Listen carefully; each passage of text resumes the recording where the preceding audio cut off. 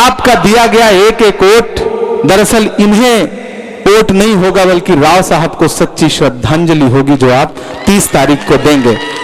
इसी कोरोना में हमने दो और अहम लोगों को खोया है। यहां से देगलूर से मरहूम कैसर देशमुख साहब, उनके तमाम चाहने वाले यहां मौजूद हैं। मरहूम सैयद निसार भाई, इन दोनों लोगों को और हमने खोया है। हम इनके लिए भी दुआ करते हैं। मैं आपके बीच में तकरीबन 1500 किलोमीटर दूर से आया हूं और यह कहने के लिए आया हूं कि यह लड़ाई सिर्फ एक एमएलए का इलेक्शन जीतने की नहीं है। दरअसल दिल्ली में बैठे हुए कुछ लोग चाहते हैं कि महाराष्ट्र की सरकार स्थिर ना रहे, महाराष्ट्र की सरकार को रोज परेशान किया जाए। दो गुजराती व्यापारी ये चाहते हैं कि उनके अलावा देश में कहीं कोई सर उठा के ना चले। लेकिन मैं महाराष्ट्र की मिट्टी को सलाम करता हूं, डॉक्टर बाबा साहब भीमराव अंबेडकर की सरजमीन को सलाम करता हूं, छत्रपति शिवाजी महाराज की सरजमीन को सलाम करता हूं कि जिसने दिल्ली के उन दोनों गुजराती व्यापारियों को बताया कि तुम्हारी दादागिरी कहीं और चलती होगी, ये महाराष्ट्र है, यहां तुम्हारी दादागिरी नहीं चलने पाएगी। मैं आज आपके बीच में कहने आया हूं कि सिर्फ एक छोटा सा चुनाव है, यह कहने के लिए कि एमएलए का चुनाव है, लेकिन भारतीय जनता पार्टी ने अपने कई कई कैबिनेट मंत्री यहां पर पहुंचा दिए हैं। एजेंसियां घूम रही हैं। इस चुनाव को सिर्फ भाजपा नहीं लड़ रही है, जाने कितने बेनाम भाजपा के सहयोगी इस चुनाव को लड़ रहे हैं। इसलिए आपकी जिम्मेदारी बहुत बढ़ जाती है।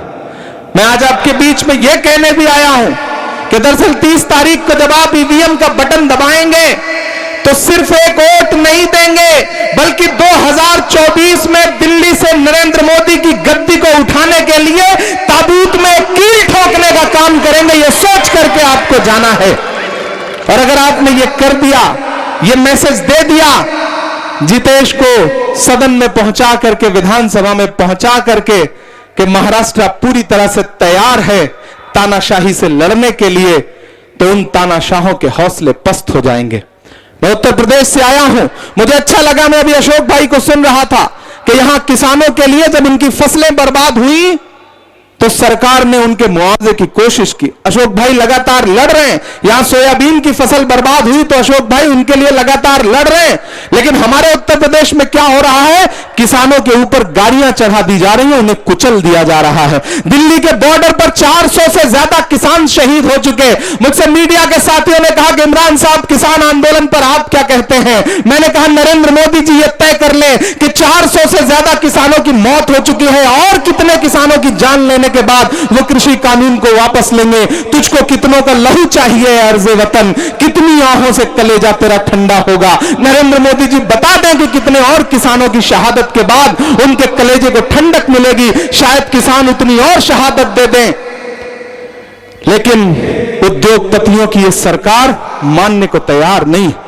यहां तमाम दलित भाई बैठे हैं। मैं आज यहां इसलिए और आया कि मैंने अपनी आंखों से हाथरस की बिटिया की जलती हुई लाश देखी है। हाथरस की उस दलित बिटिया को जिसके साथ बलात्कार करके रात के 2 बजे उसकी लाश को जबरदस्ती पुलिस ने जलवा दिया।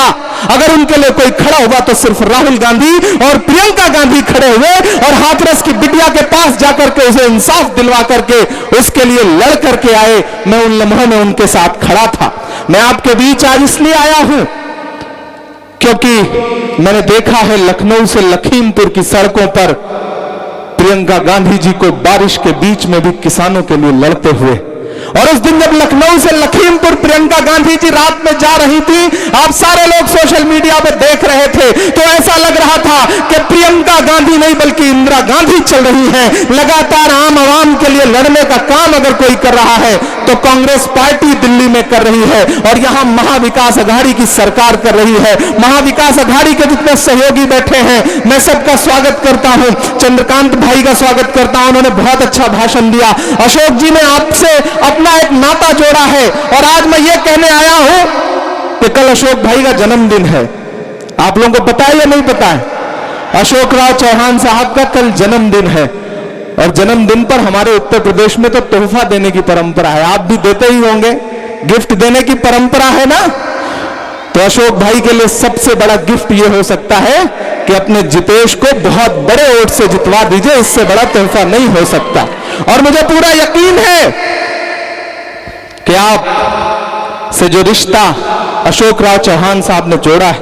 मैं परसों झारखंड में था, कल बिहार बाई इलेक्शन में था, आज मुझे रामपुर और बरेली रहना था क्योंकि प्रियंका गांधी जी की प्रतिज्ञा यात्राएं चल रही हैं। लेकिन मुझे अशोक भाई ने कहा कि इमरान भाई, मुझे देगलूर के लोगों ने कहा है कि इमरान को बुलवाइए।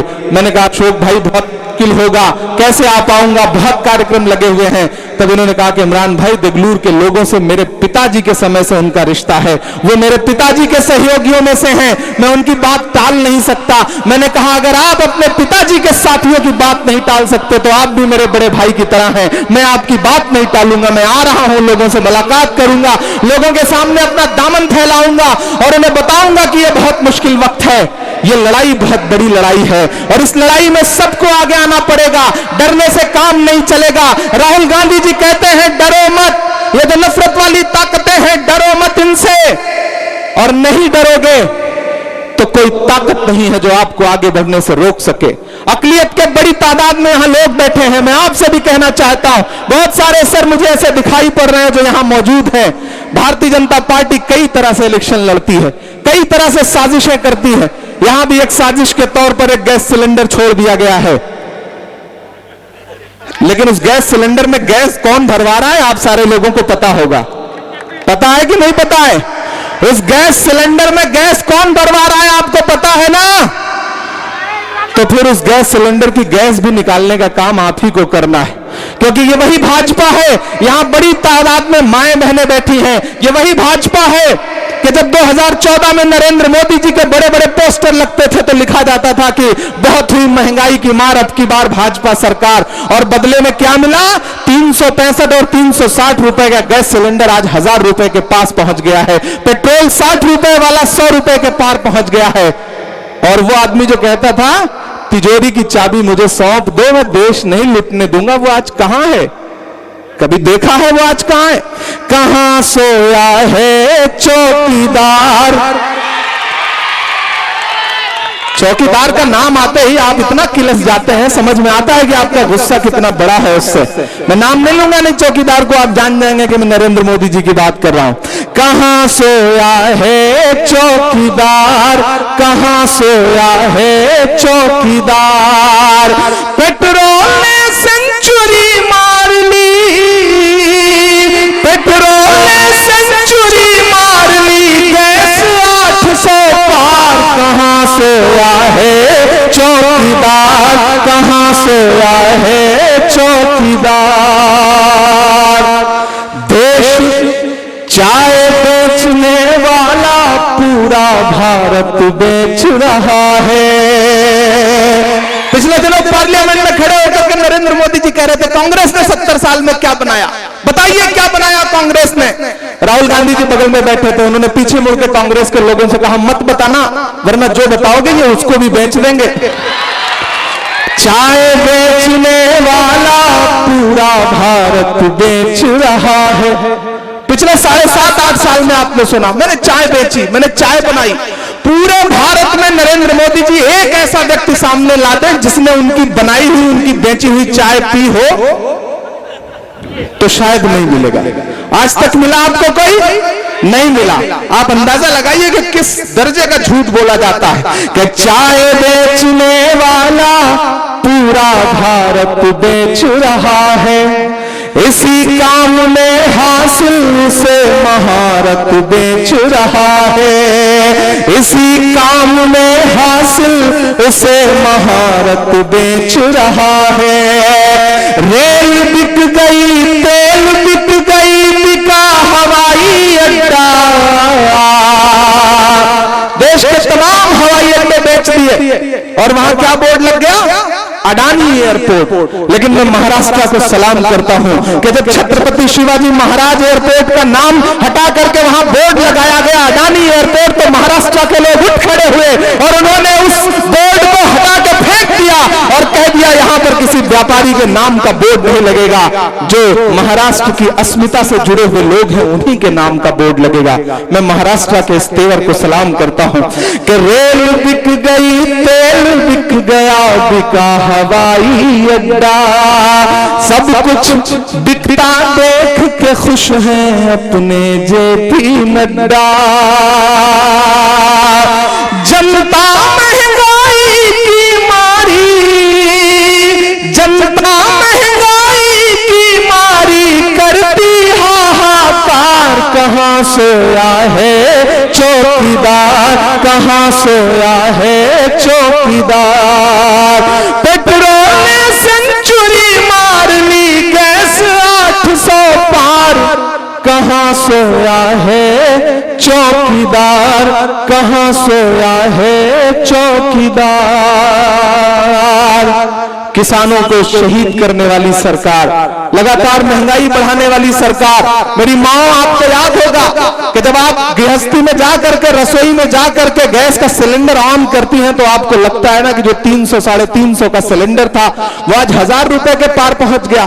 जब आप कढ़ाई में सब्जी डालने के लिए, सब्जी बनाने के लिए तेल डालती हैं तो आपने देखा है ना कि जो कांग्रेस के समय में जिस रसोई तेल की कीमत 60 रुपए 70 रुपए लीटर थी, आज वो 200 रुपए लीटर पार हो चुका है। ऐसे में जब आप कढ़ाई में तेल डालती हैं तो आपके तेल के साथ साथ आपके आंसू भी बहते हैं, क्योंकि सरकार ने आपकी कमर तोड़ करके रख दी, महिलाओं की कमर तोड़ करके रख दी। यहां बड़ी तादाद में महिलाएं हैं। उत्तर प्रदेश में प्रियंका गांधी जी लगातार महिलाओं के लिए लड़ रही हैं, आगे बढ़ रही हैं, हम सब उनके साथ खड़े हैं। ऐसे में महाराष्ट्र से जो एक संदेशा जाएगा उसका पूरे देश में बहुत बड़ा मैसेज जाएगा। अशोक चौहान साहब बैठे हैं, अशोक चौहान साहब जिस तरह से लगातार मेहनत कर रहे हैं, सच में जितेश आप खुशनसीब हैं कि आपका चुनाव आप नहीं लड़ रहे बल्कि अशोक चौहान साहब लड़ रहे हैं। इससे आपके चुनाव को जो मजबूती मिली है उसके लिए मैं अशोक भाई की मेहनत को और उनकी हिम्मत को सलाम करता हूं कि उन्होंने राव साहब से जो रिश्ता जोड़ा था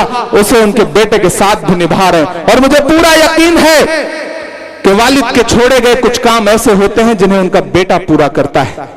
आपके ऊपर बड़ी जिम्मेदारियां हैं, आपको जिम्मेदारी को निभाना है। आपके पिताजी ने देगलूर के लिए जो सपने देखे हैं, देगलूर की आवाम के लिए, देगलूर के लोगों के लिए उनके मन में जो ख्वाब थे, जब आप इस चुनाव को जीत जाइएगा उसके बाद जो सपना उन्होंने देखा था उसको पूरा करने के लिए आप सौभाग्यशाली हैं कि आपके पास अशोक चौहान साहब की सरपरस्ती है, उनका साथ है।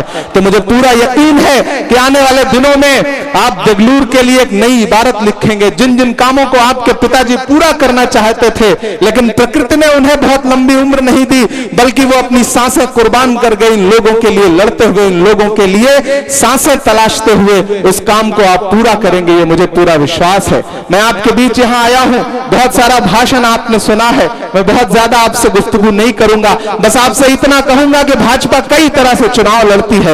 एक वो सामने पर्दे के आगे चुनाव लड़ती है और एक पर्दे के पीछे भी चुनाव लड़ती है। कुछ ऐसे लोग छोड़ दिए जाते हैं जो आपके बीच में जाकर के आपको बरगलाते हैं। यहाँ अकलियत के जो साथी बैठे हैं, मैं उनसे ये कहने आया हूं कि आप मुझे पहचानते हैं, आप मुझे मोहब्बत करते हैं, आपने मेरी नज़्में सुनी है, आपने मेरे आंसुओं के साथ अपने आंसू मिलाए हैं। जब मैंने नजीब के लिए नज़्म पढ़ी है तो आपने मुसल्लों पे बैठ के मेरे लिए दुआएं की हैं। जब मैं पहलू खान के मां के आंसू पहुंच रहा था तो आपने मेरे लिए दोनों हाथ उठा के दुआएं की हैं। जब मैं जुनैद के आंसू पहुंच रहा था तो आपने मेरे लिए दुआएं की हैं। मैं उन दुआओं की बुनियाद पर आपसे यह कहने आया हूं कि कांग्रेस पार्टी ने आपकी दुआओं की बदौलत इमरान प्रतापगढ़ी को माइनॉरिटी डिपार्टमेंट का पूरे देश का चीफ बना करके आपको यह संदेशा दिया है कि हम आपके साथ हैं, आपकी आवाज के साथ हैं। और मैं ये मानता हूं कि आपकी दुआओं के सदके में हुआ है।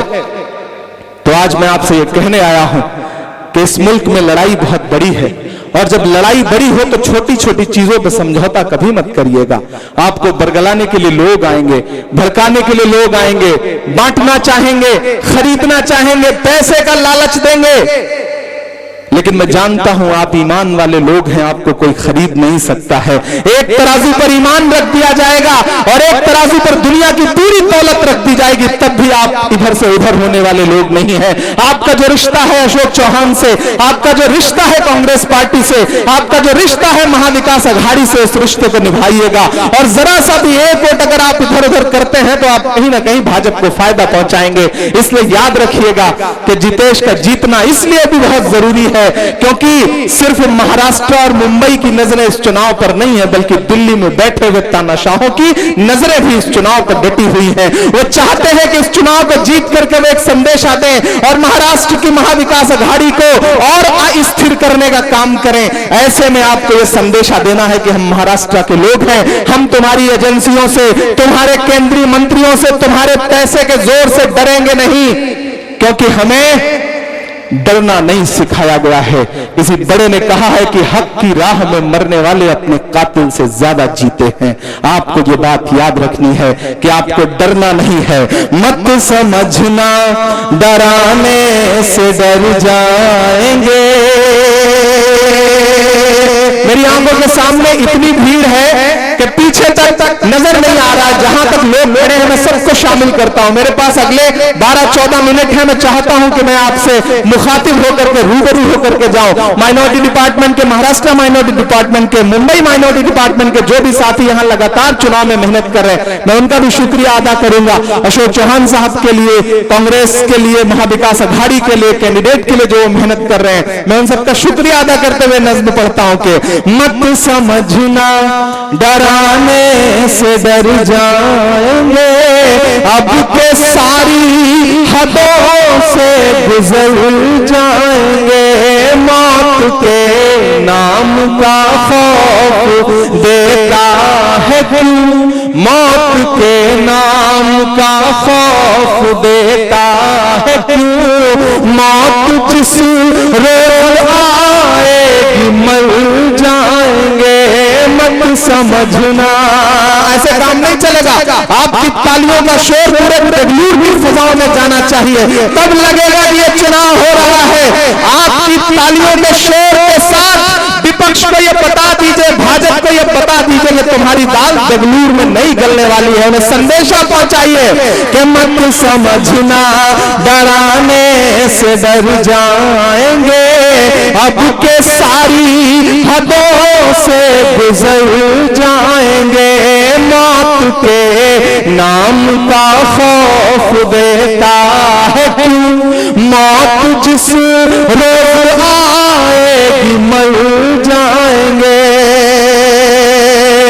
कि हिंद के नौजवानों के दुश्मन हो तुम, करोड़ों करोड़ रोजगार दे रहे थे, कहां रोजगार, कहीं नहीं है। कि हिंद के नौजवानों के दुश्मन हो तुम, आरती और अजानों के दुश्मन हो तुम, आरती और अजानों के दुश्मन हो तुम। पूरे देश में अगर भारतीय जनता पार्टी की दिल्ली की सरकार किसी स्टेट से सबसे ज्यादा डरती है तो वो महाराष्ट्र का स्टेट है। जानते हो क्यों? क्योंकि एक तरफ अशोक भाई बैठे हैं, एक तरफ शिवसेना के साथी बैठे हैं, एक तरफ एनसीपी के साथी बैठे हैं, बाकी जो सहयोगी दल है एक तरफ बैठे हैं। इमरान खड़ा है माइक पर। भाजपा डरती है इस एकजुटता से, भाजपा डरती है इस कौमी एकजुटती से, भाजपा डरती है मोहब्बत से। वो सिर्फ और सिर्फ नफरत करके इस देश पर शासन करना चाहती है। पिछले 3 दिन पहले जब मैच में मोहम्मद शमी को ट्रोल किया जाने लगा तो पूरे देश में राहुल गांधी खड़े हुए और उन्होंने कहा कि नहीं, ये मुल्क सिर्फ और सिर्फ मोहब्बत से चलेगा, नफरत से नहीं चलेगा। आपको ये समझना पड़ेगा अकलियत के साथियों कि महाविकास अघाड़ी की सरकार जिस दिन से महाराष्ट्र में बनी है, नफरत वाली ताकतें कहीं सर नहीं उठा पा रही हैं। इसलिए भी जितेश का जीतना बहुत जरूरी है। एक संदेशा देना बहुत जरूरी है कि हिंद के नौजवानों के दुश्मन हो तुम, आरती और अजानों के दुश्मन हो तुम। पहले तो हिंदू मुस्लिम के दुश्मन थे, पर अगले मिसरे पर सुन के मुझे बताना सच्चा हो तो, क्या पहले तो हिंदू मुस्लिम के दुश्मन थे, पर आजकल तो किसानों के दुश्मन हो तुम। के अन्नदाता से उलझे हैं इस बार ये। अब कि सिर्फ मुंबई तक नहीं, नागपुर तक नहीं, बल्कि दिल्ली तक जाए आपकी तालियों का शोर। के अन्नदाता से उलझे हैं इस बार ये, अन्नदाता से उलझे हैं इस बार ये। मोदी शाह हो सब सुधर जाएंगे, मत समझना डराने से डर जाएंगे। अब के सारी हदों से गुजर जाएंगे। आपके बीच में लोग आएंगे, समझाएंगे कि आखिर कांग्रेस ने क्या दिया इस देश को। बहुत सारे एजेंट आएंगे भाजपा के भेजे हुए, जो आपको अक़लियत के लोगों को खासतौर से कहेंगे कांग्रेस ने क्या दिया इस देश को। तब पलट के उनसे कह देना कांग्रेस ने डॉक्टर जाकिर हुसैन को इस देश का राष्ट्रपति बनाया, कांग्रेस ने फखरुद्दीन अली अहमद साहब को इस देश का राष्ट्रपति बनाया, कांग्रेस ने मौलाना आजाद को इस देश का शिक्षा मंत्री बनाया। उन्हें पलट के कह देना कांग्रेस ने डॉक्टर मनमोहन सिंह साहब को इस देश का राष्ट्रपति बनाया, कांग्रेस ने अब्दुल रहमान अंतुले को महाराष्ट्र का मुख्यमंत्री भी बनाया था। वो कांग्रेस ही है जो इस तरह की बातें करने आए, उन्हें समझा देना। और भी अगर कोई कुछ कहे कि कांग्रेस ने क्या दिया तो उन्हें अंत में बता देना कि हमने ज़मज़म दिया, आब गंगा दिया। पीछे लोग आप भी शामिल हो। आज से ये इलेक्शन सिर्फ जितेश का नहीं है, आज से इलेक्शन सिर्फ अशोक चौहान का नहीं है, आज से इलेक्शन सिर्फ महाविकास अघाड़ी का नहीं है, आज से इलेक्शन एक एक आदमी का है, देवलूर की एक एक अवाम का है। यहां से जब उठिएगा, यहां से जब घर जाइएगा तो एक एक आदमी को 100-100 लोगों तक अगले 2-3 दिन में पहुंचना है। जितने रिश्तेदार हैं, जितने दोस्त यार हैं, सबको फोन करके कहिए कि यार इस बार तो बात वजूद की है, इसलिए भाजपा को हराना ही है, ये आपको करना पड़ेगा। हमने ज़मज़म दिया, आब गंगा दिया, तुमने भारत को गंगा ही गंगा दिया। और अब तैयार है ना डीपी सावंत साहब, अमर राजनीकर साहब, उन लोगों ने भी बड़ी मेहनत की इस प्रोग्राम के लिए, मैं इनका भी शुक्रिया अदा करता हूँ। जितेश भाई और आगे आओ यार, आपको विधायक बनने से पहले एक बार गले लगा लूं, बाद में तो आप बनोगे।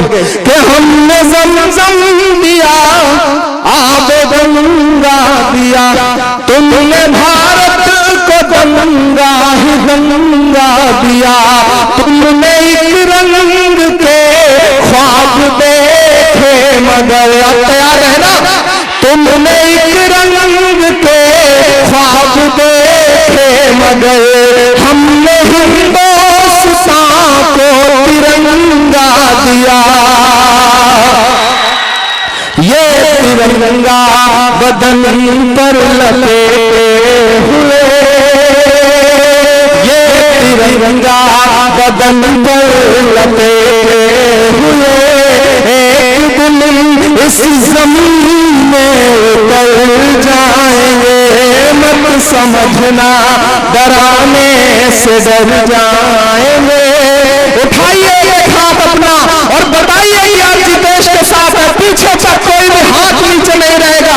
एक एक हाथ उठाइए अपना, आप जितेश भाई के साथ हैं, आप अशोक चौहान साहब के साथ हैं। समय हो चुका है, आएंगे फिर से आपके बीच में जीत का जश्न मनाने के लिए। बहुत शुक्रिया, बहुत मोहब्बतें, बहुत सारा प्यार। धन्यवाद साहब। जितेश भाई जीत कर आने के बाद देवलूर की जनता और एक बार आपको सुनना चाहेगी।